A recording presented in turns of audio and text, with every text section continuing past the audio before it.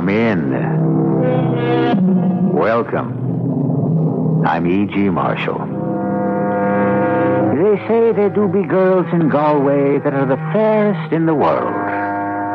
Of course, there are other things in Galway, all Ireland for that matter, that you don't find anywhere else. Cluricaunes and banshees, the little folk, and of course the leprechaun himself. Blarney and the Blarney Stone itself. So many things that are hard to credit that the only way is to make a trip there for yourselves, as we are now going to do. Oh, Mother of Heaven, he's at it again, Mary. Uncle Terence? Who else? Rattling his portrait against the chimney stones and wailing like the banshee he is. Oh, well, Sean, you know what he's after. Turn the picture face to the wall and give the poor man the chance to dress himself in privacy. All right, Mary. Oh, but where would he want to be off to today? There's no wake or wedding or holy day to celebrate. But if he's taken advantage of the leprechaun's promise, there's something special in the wind. Now, you being the man, take a wee peep there and see if he's gone. He's gone. The canvas is bare as a turnip. Ah, then mark my words, Sean Daly, we're in for some excitement in Glenfort. I wonder what will be this time.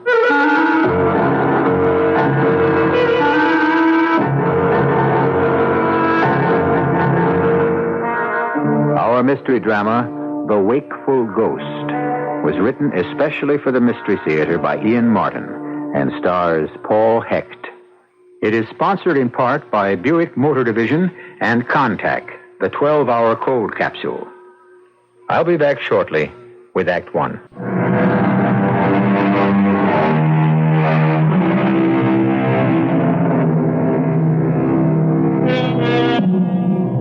Brian Mackin finished his last year of med school and found himself with $1,000 left of his inheritance and 2 weeks before he began his internship.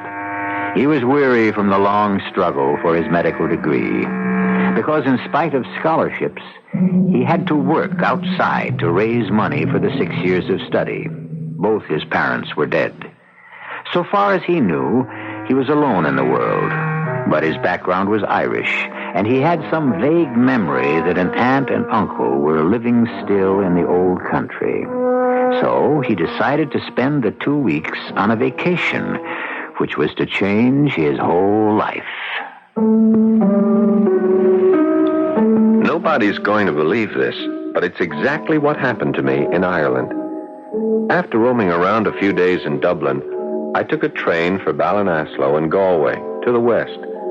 The only clue I had to my uncle and aunt was an old postcard with that postmark and their names, Sean and Mary Daly, which is sort of equivalent to John and Mary Smith. I didn't have much hope of finding them, but it was a joy just to have nothing to do with my last 3 days playing detective. No one was more surprised than I when a ruddy-faced little gentleman walked up to me at the station. Sure, now, I couldn't be mistaken, but just for the politeness of the thing and observing the formalities of square. But you wouldn't be Brian Mackin from America. Well, yes, that's exactly who I would be. And now you're maybe wondering who I am. Well, yes, I am indeed. Sure. I'm your great Uncle Terence on your mother's side, once or twice removed. For I was born on the wrong side of the blanket, they say. Oh, I don't know myself nor care, for sure. In my own opinion, I was a changeling, which accounts for my close associations with the... well, that's of no matter for the moment. Terence Krushkin is the name. Terence Kinsella Clonmay Krushkin. But sure, Uncle Terence will serve.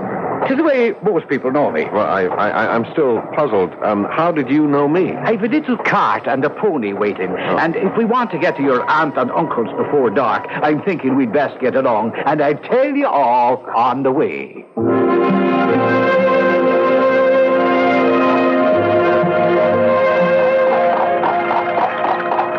I don't mean to be rude, sir, but I still would like to know how you knew I was coming here today. I only made up my mind on the spur of the moment this morning. Now that's where you're wrong, do you see?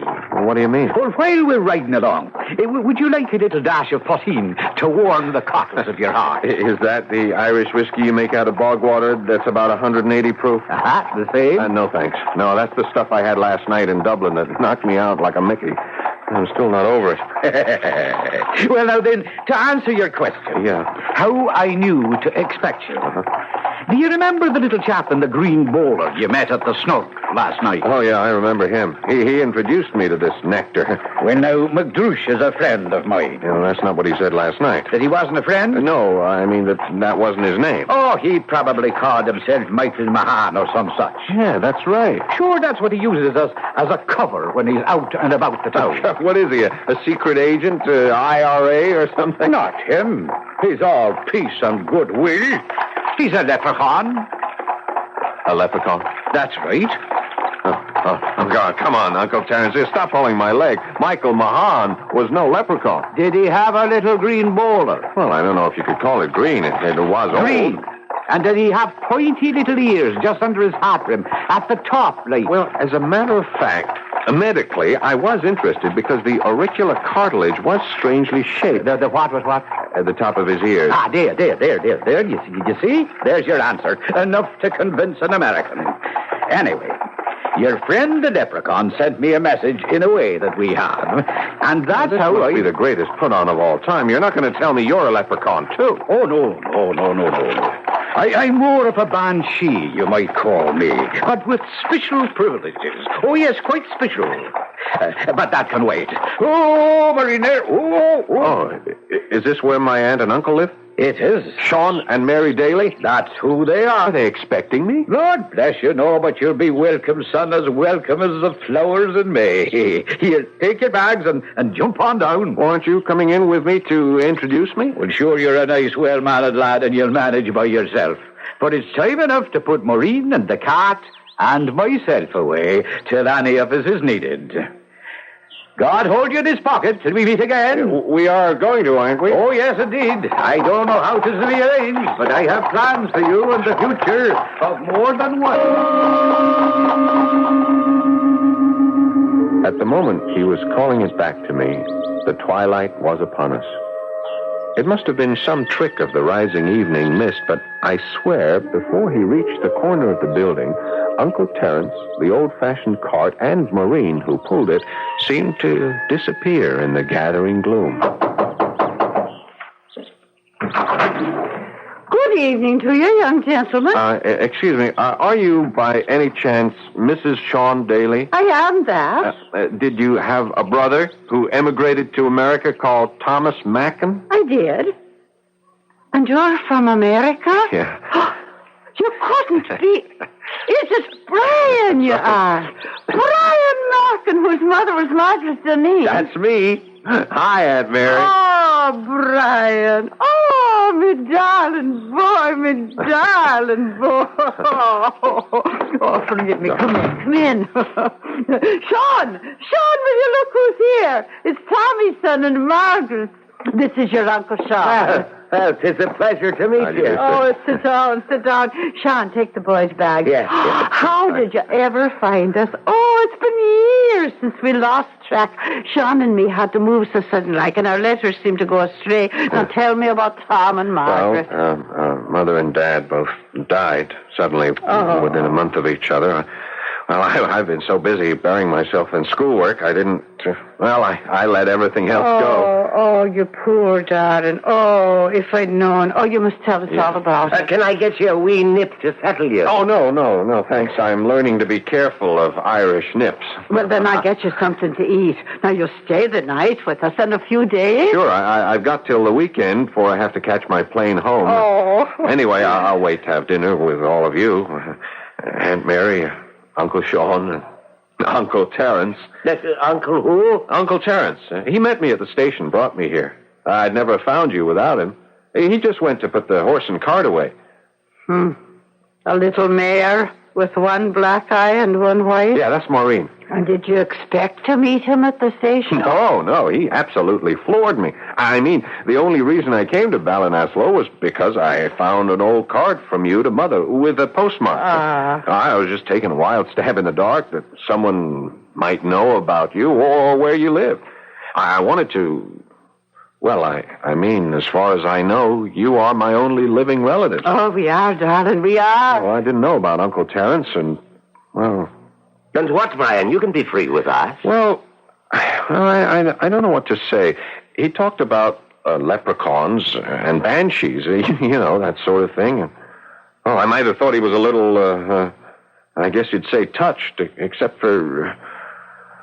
Well, I shouldn't talk this way. I loved him. He was fun and amusing and full of a wonderful zest for life, but sort of scary, too. Is he the same at home here? Oh, he can be all of those, though we don't see much of it anymore. Uncle Terence is a great problem to us. Oh, well, I'm sorry. Nothing to do with you. I hope you won't tell him some of the things I just said or intimated. When he comes in for dinner, I mean. He won't be here for dinner. Oh, I thought he lived here. Well, so he does, in a sort of way. I think it's time that we told the boy the truth, Sean, as best we can. Yes. Well, you had a good long look at Uncle Terence. He wouldn't forget it. Oh, no, never. Look behind the picture and make sure... Yes, he's back again.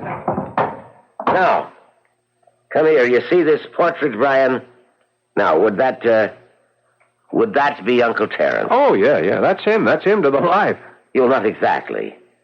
The gentleman you are looking at has been dead these 35 years. What? The only problem is that he won't stay decently in his grave.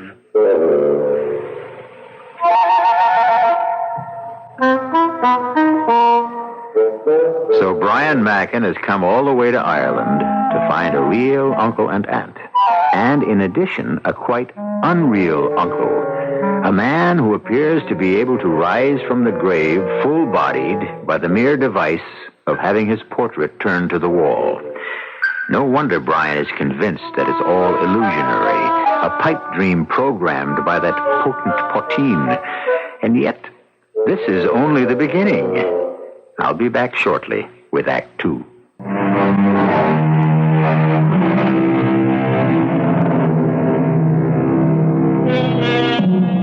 Back again to our world of fantasy and a young American trapped in a web of superstition, illusion, or perhaps just the spell the Emerald Island can weave so easily about any visitor to its shores.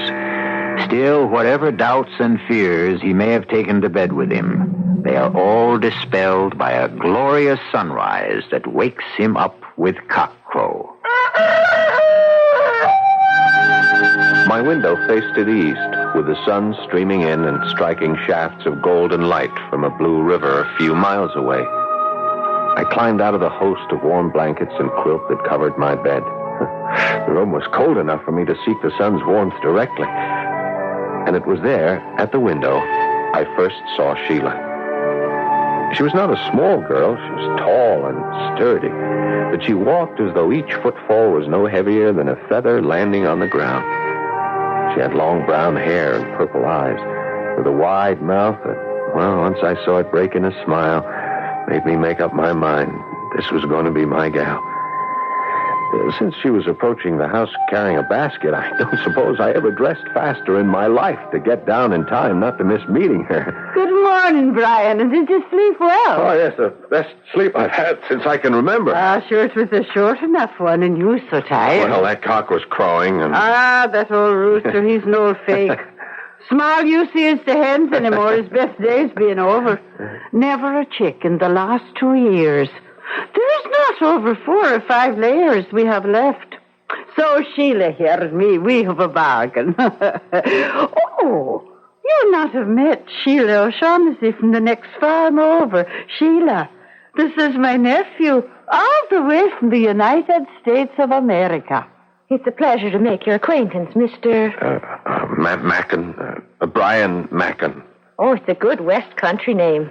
Mr. Mackin. Yeah, well, my grandfather came from here. From Galway, I mean. They say he was quite a bully boy. Aye. Well, those days are past, praise be. Still, the way things are, we were better off with a shillelagh than a gun. Oh, well, I couldn't agree with you more. Anyone who plans to be a doctor... Is that what you're away to be? Well, I already am. I mean, I've graduated and have my license. Now I have to intern and be a hospital resident for a few years till I start out on my own. Oh, that's grand.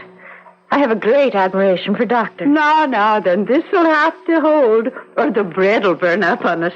And I want you to get it home with a little heat left in it. This is Mrs. Daly's bargain with me. I bring her a basket of eggs, and she bakes the most delicious bread this side of heaven. Here's the basket. Keep the towel tucked in good and tight, man. Never fear. That's a heavy basket.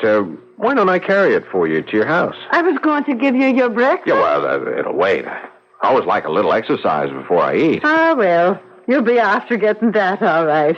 It's a good 1.5 miles to Sheila's place, and a road like a switchback all the way. Oh, the basket is nothing. It's light as a feather. No, I really would like a walk, if you don't object.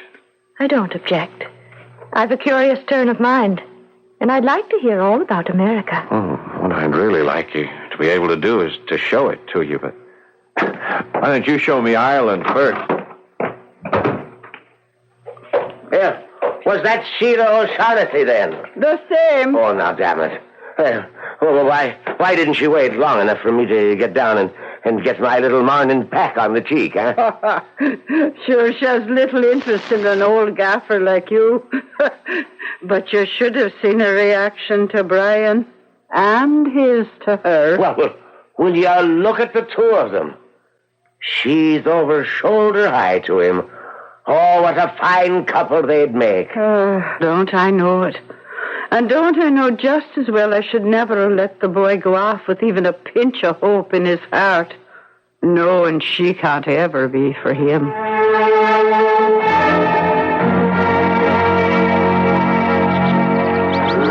And is it really true that in Chicago they have a building that's 96 whole stories high in the air? Oh, yeah, that's true enough.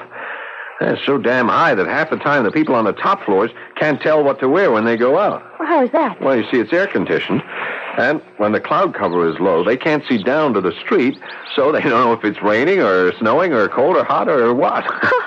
Well, you just imagine that now, living above the clouds.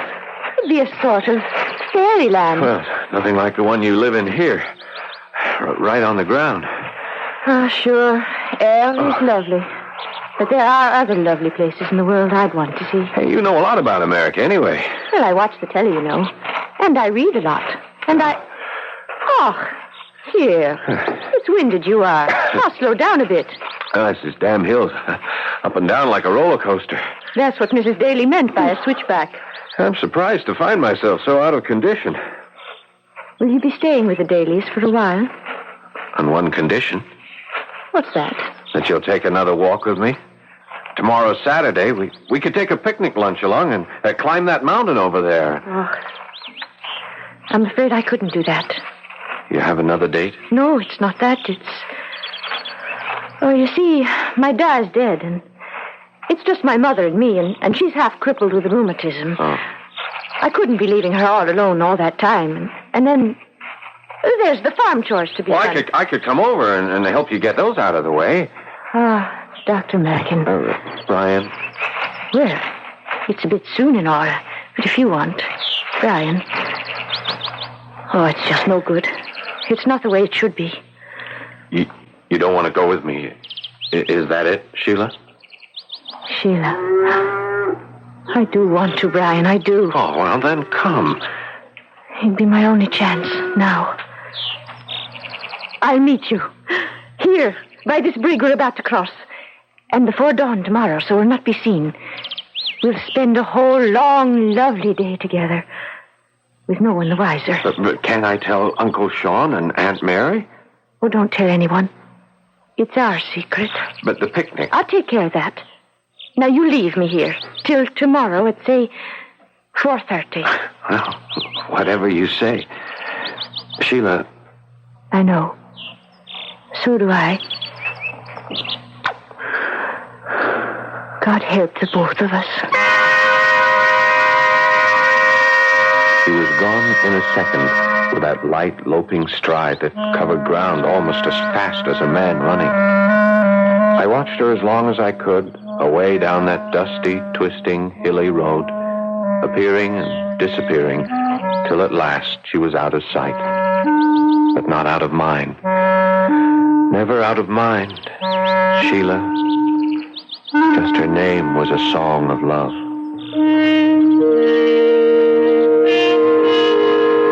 I walked back on air, but fortunately, as it turned out, as I came back in the house, the first thing my eye fell on was the portrait of Uncle Terence, and for the moment, Sheila was out of my mind.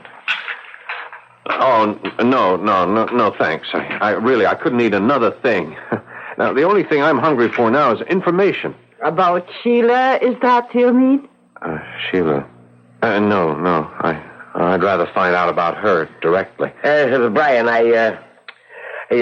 about Sheila, maybe I ought to tell you something. No, Uncle, I'd rather for the moment stick to Uncle Terence.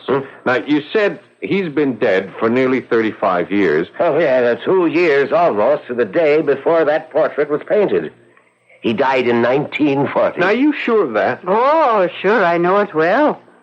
I was just a slip of a girl not married to Sean yet. But it was the biggest wake this part of Galway has ever seen. 'Tis a pity he couldn't have enjoyed it for himself.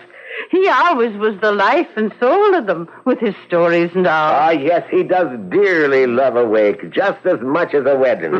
I did, Sean. Did what? Did love a wake. But Now, look, I saw him last night. I talked to him. He brought me here. Now, lad, you'll have to remember, you had a wee drop taken, and poteen can scramble a man's brain. I can't believe that the drip... How did Uncle Terence die? A hero at Dunkirk. Dunkirk? He was in the First World War, you know, in the Navy. And nothing would do, but he had to be in the last big one, too. But a man 60 years old, they wouldn't take him. No. So he joined up with the Home Guard. When the retreat at Dunkirk came, with his Navy experience, he was taking a boat back and forth the whole 3 days. And when he saw that it would be his last trip, he found one of the fighting boys to take his ship back and gave up his own place to stay behind with a machine gun. The last boat out, just ahead of the Jerry's, brought him back. They say he had more lead in him than salt in a full salt cellar. But his finger was still wrapped around the trigger of his gun. It was a sad wake, that, Uncle Terence's. The only sad one I'd ever been to. Although none of them are the same without him to keep the jokes flying. Even Mahan had naught but sorrow in him. Him who always had a twinkle in his eye. I remember him just standing in front of the portrait there. Just standing. Not even drinking from his glass. And do you remember what he said? It was this. He says, a brass of a boy, Terence, me bucko, and you should have lived 100 years. Well, don't you worry. We'll see you do. I always wondered what he meant by that. Well, now, don't you see? If he was McDrewish, if Mahan was a real leprechaun... Now, tush, boy, don't let our Irish fancies run off with you. Sure, all he meant was he wouldn't be soon forgotten. Well, now, I have to be off to work, and Mary has things to do, and Brian, don't dwell on Uncle Terence.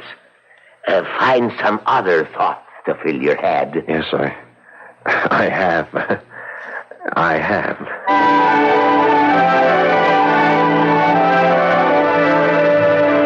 And that's the great bog to the north. Don't ever go near there, Brian. Why not, Sheila? Once the peat catches you, you'll never get free. And they say it'll swallow a man in less than a minute. To the southwest are the rest of the Schlevachti Mountains, the ones we're in now.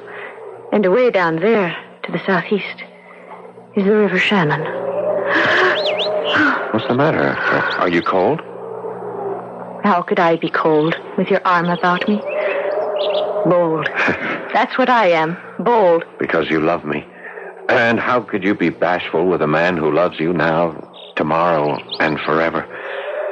I just can't believe my luck. Don't. Don't what? Brian Boyne, don't say anything else. It's all been madness from the start. Love from the start. For us, the same thing. I should never have allowed you to. But I wanted.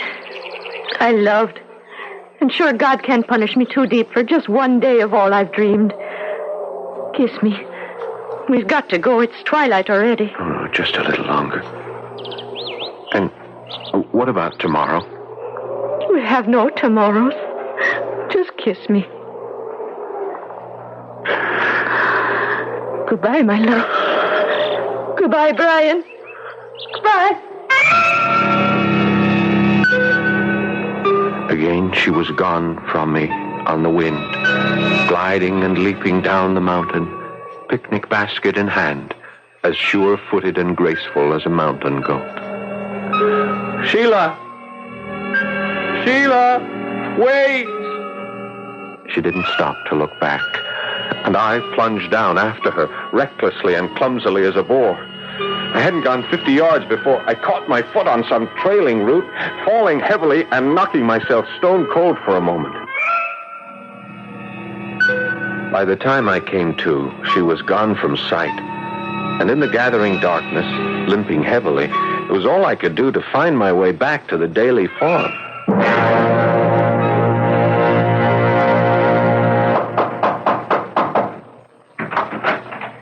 Brian, my darling, there you are. Sure, we thought you might be lost in the dark. Yeah, I'm lost in the dark, all right, Aunt Mary. Now, look, I don't know if it's another of your Irish fantasies or what. Oh, where have you been all day, lad? Oh, and you're hurt. Yeah. Sean, come in here. Oh, well, I'm coming, Mary. Well, you sound as though someone put the fear of God in you. Yes. What's happened at all? It's Brian. He's hurt. What? And more than physically, I'm thinking, were you with Sheila O'Shaughnessy this day? Yes, I was. And I love her. And I know she loves me. Oh. But she's told me goodbye. Why? I mean, am I crazy? Is she just another figment of my imagination? Oh, you see, Sean, I told you we should have told the boy the truth. Yeah, well, better late than never. Sheila is engaged to be married to Malachi Malloy. Well, is that all? Huh? Well, then all she has to do is break it. No, she has a marriage contract. Well, surely that has no real legal standing. Today, no. Except, well, you see, a few years ago, Sheila's father had a heart attack. He got into financial difficulties, and the only way out was through Malloy, the loan shark. He lent him the money in exchange for his daughter when she became 21. Well, sure, Joe thought he could have things straightened out before then, but he suddenly had a second attack and died. Well, I'll pay the money back. Have you got it? Well, no, not right now, but as soon as... Oh, no good for Malachi Malloy. Besides, you make so much as one move at Sheila, and in this county, he'd have his woolly boys sew you in a sack and bury you in the peat bog. And the wedding is day after tomorrow. Now, look, just wait a minute. I mean, this is crazy. This is the 20th century. I'm an American citizen. Must be something I can do. What the devil was that? Oh, it's Uncle Terence. He wants out again. The Lord knows what to stir up this time. But there's no way to stop the man.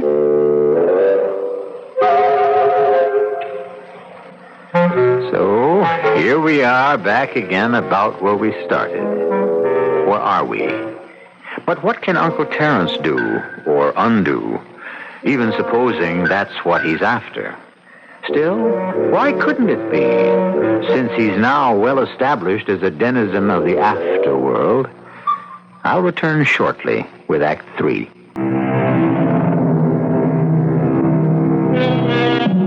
It was W.S. Gilbert, probably the finest lyricist of all time, who wrote of John Wellington Wells that he was a dealer in magic and spells, in blessings and curses, in ever-filled purses, in prophecies, witches, and knells. I mention him only because it brings us back to our story of magic, fantasy, and, so far, pleasant sorcery. But Will it remain that way as Uncle Terence's picture rocks on the wall, and once again we hear the eldritch scream of the banshee wail? I'll turn the picture to the wall. But if he's going to appear, it'll only be to the one who turns the picture. I think this time we'd better let it be Brian. Look, I'm not going to ask any questions anymore. Just leave me alone. I'll turn the picture. But Brian! Come away, Mary. We're out of this entirely. All right, Uncle Terence, or whoever you are, I am about to turn the picture.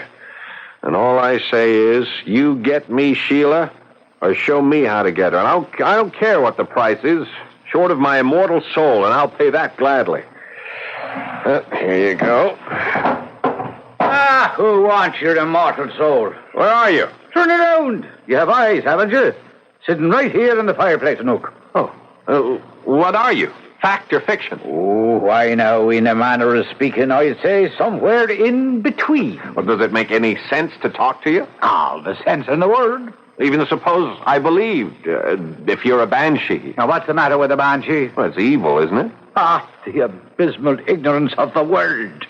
A banshee, young man, is a domestic spirit devoted to the care of its own particular family. Oh, well, are you going to help Sheila and me? Oh, sure, I'm going to do my best, but I'm not infallible. We'll have to be quick and nimble as the devil on this one. Well, why can't I just go to this Malachi Malloy and straighten it out, man to man? To begin with, did you ever see him? No. Oh, he's formidable, lad. No doubt of that. The man is a giant, and he's made of steel. Well, look, whose side are you on, mine or his? Easy, lad, easy. Am I not the banshee, and aren't you one of the family? Besides, he's a black Irisher if there ever was one. But I've got to take thought on this, if you're to have the chance I brought you here for in the first place. You brought me here? Well, sure, you didn't think as an American you'd have enough sense to get here and pick the right Irish girl for yourself. Now, let me go on back up to my frame and get everything shipshape and squared away. I'll see you on the morrow. And, psst, watch your step. Uncle Sean and Mary were off to bed by the time our conference was through. I was grateful. I didn't want to talk about Sheila or her intended husband any more that night. I hoped to sleep, but I tossed and turned till morning, and then made the mistake of stepping outside the house for a breath of air. Coming down the road towards me was a great mountain of a man, all covered with black hair wherever his clothes didn't conceal it. And one thing his clothes could not conceal were the bulging muscles that strained at every seam. He was a good 5 inches taller than I was and 30 pounds heavier. Would you be the American Brian Mackin? Yeah, that's my name. I'm Malachi Malloy. Well, I kind of guessed that. I'm of the understanding that you took my intended bride up the mountain yesterday. Well, she was kind enough to take me up for a picnic and show me the countryside. A picnic, was it? And the grass stains all over her dress? I should have brought a whip. But instead, I'm going to beat you with my bare hands. Malachi, don't. Now, you stay out of this, Sheila. What's going on, Brian? No, it's just a little something between me and Mr. Malloy. Oh, the Lord be praised. Keep them apart and kill him. Oh. Don't touch him, Now, Malachi. you stay back, woman, or I'll kill him. Now, put your hands up, Mackin. If God always defends the right, he was out for breakfast that morning. Now, I'm not exactly a patsy, and I usually can take care of myself in a fight. But this was a Willie Pat against a Marciano. He just made hamburger of me until he stopped and turned with me lying at his feet. Have you learned a lesson as well as him, Sheila girl? If you haven't, I'll beat him to death. I'll make sure he never rises again. Oh, in sweet Mary's name, leave him be, Malachi. I'll marry no one but you if you'll just leave him be. All right, so be it. Now get out of this country tonight, Mackin, or I'll wring your neck like a chicken's.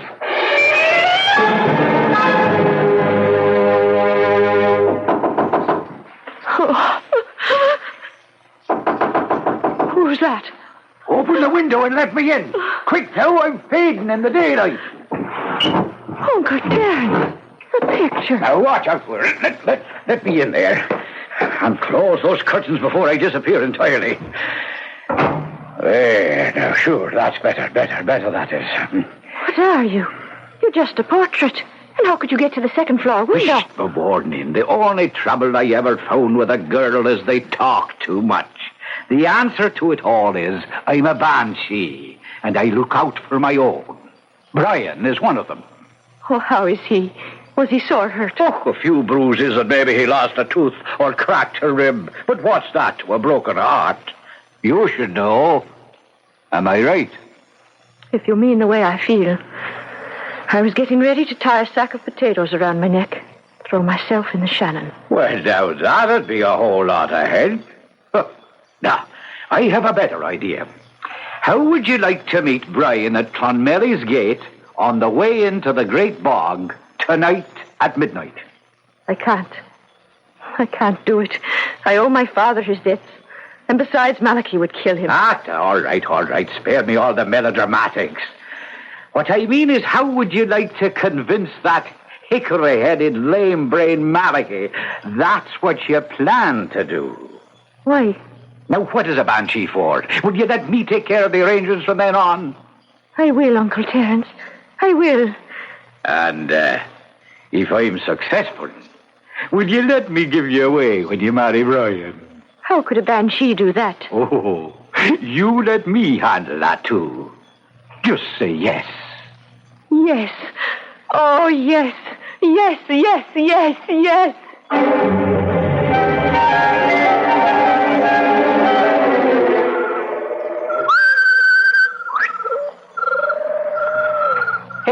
Is that the banshee himself? Is it the leprechaun? God save you, McGrush. God save you, Terence Christine. Come here, Brian. Get us a firefly there so we can see what we're at. There, now. That's better. Do you see what Malachi did to the lad? What do you want, right, Brian? Yeah, well, I took a good beating, but I'll live. It's nice to see you again, Mr. Maha. Yeah, he said, no. Now, we all know what to do. Yeah, I just show myself in the moonlight with you in that cape and hood, and then... And then McGrush will dematerialize you back to the farm. Right. And Malachi will have no one to chase but me, thinking I'm Sheila. I'll tell you all the rest later. You have the shoes, McGrush? Just the one. You know, we leprechauns never make but one magic shoe. Well, no matter. I can hop like a toad long enough until he's well in the bog. Psst. Now, 'tis midnight. Here he comes. Send Brian home, Rush. And give me the shoe. And off I go.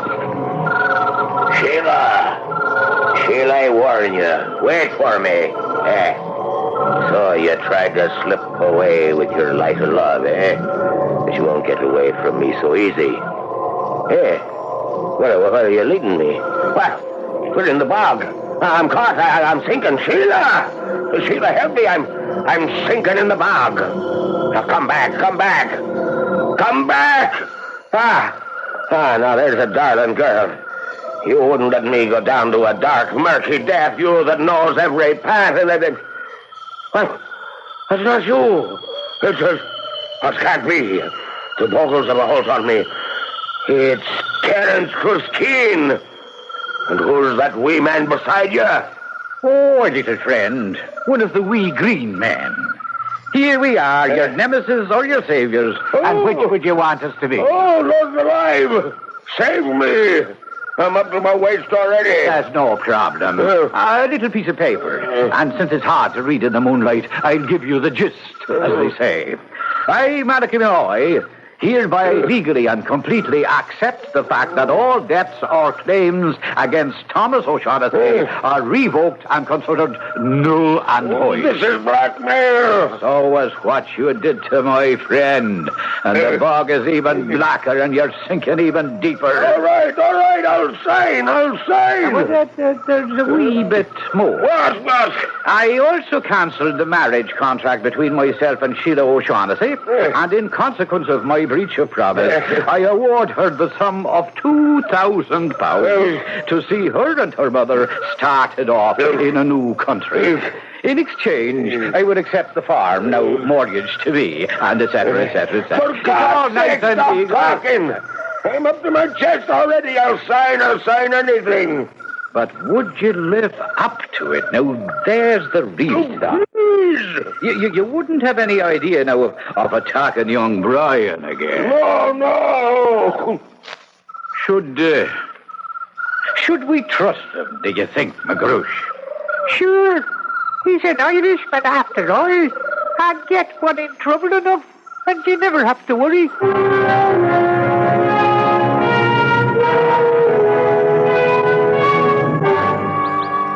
Goodbye. Happy future Don't forget to send pictures of the wagon. Oh, goodbye. Sorry I have to leave. I have to get back for my job. Oh, we're sorry, too, but we'll take care of Mother O'Shaughnessy till you're married and have a place to stay. Well, Mary, all's well that ends well, but who'd have thought it? You said they made a wonderful couple. I'll never understand how Malachi suddenly got so generous. I'll never understand why, but I can guess how. What do you mean? Take a look.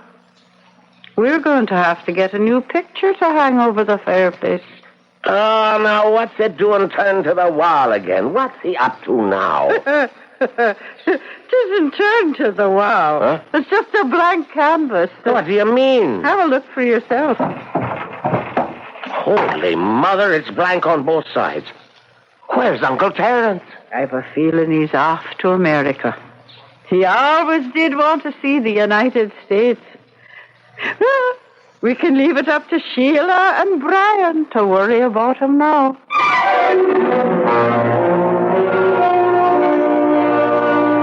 You can believe it or not, but to the best of my knowledge, that's the way it happened. And if there was a lot of magic in it, there's just as much in love. The exact quote doesn't spring to mind for the moment, but the burden of it is that no matter what happens, love will find a way. I'll be back shortly.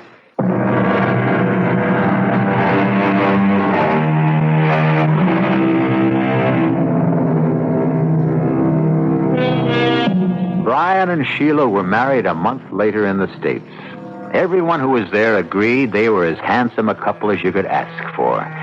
But the real hit of the celebration was a shortish, ruddy-faced little gentleman with an Irish accent to go with his Irish face and his Irish wit.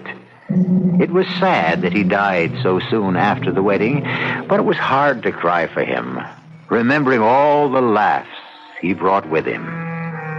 Our cast included Paul Hecht, Virginia Payne, Jada Rowland, Leon Janney, and Ian Martin. The entire production was under the direction of Hyman Brown. And now, a preview of our next tale. Tammy, look up toward the ceiling. That is a blade, you see, a blade shaped like a big headsman's axe, and it's razor sharp. Don't listen to him, Tammy. He's trying to frighten you. Exactly what I'm trying to do, Tammy, for reasons that are quite obvious, I should think. Wouldn't you? Yes. Now, that large razor-sharp blade, Tammy, is attached to a pendulum that swings back and forth and gets an inch lower on each swing. An inch lower on each swing? Yes. And so anyone strapped to that slab on the floor, look down now, Tammy, to the floor. You see the slab with the straps? Yes. Anyone strapped to that slab will, in time, be cut in half. Tammy, don't listen. Slowly. Cut in half slowly, Tammy. You wouldn't. Radio Mystery Theater was sponsored in part by imported Vigna Rosé wine. This is E.G. Marshall inviting you to return to our Mystery Theater for another adventure in the macabre. Until next time, pleasant dreams.